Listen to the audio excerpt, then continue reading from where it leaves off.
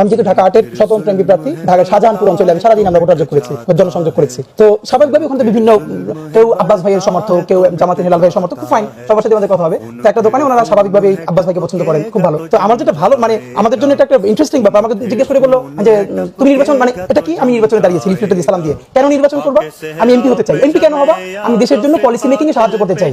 তোমার কি কোনো অভিজ্ঞতা আছে? আমি বললাম কেমন অভিজ্ঞতা, বলে তুমি কোনোদিন ওয়ার্ড কাউন্সিলর হয়েছো, তুমি এমপি হতে চাও? মানে এই আমার জাস্ট আমি ধৈর্য হারাই গেলাম। যে এরপর আমি বললাম বলো তুমি এরপর যে প্রশ্ন করো, তুমি তাহলে এখানেই কেন করছো, আর কোনো নাই? আমি বললাম আমি এখানের ভোটার, ঢাকা 8-এর ভোটার, করতে সমস্যা কি? এরপর সে আমাকে বললো যে তুমি কি ওয়ার্ড কাউন্সিলর হয়েছো? আমি ওয়ার্ড কাউন্সিলর আর এমপির কাছে এক, আমি ওয়ার্ড কাউন্সিলর কেন? তারপর আমি বললাম আমি শুরু করছি এমপি দিয়ে, আমি তো জাতিসংঘের মহাসচিব হইতে চাই। खून फिर खून है टपकेगा तो जम जाए,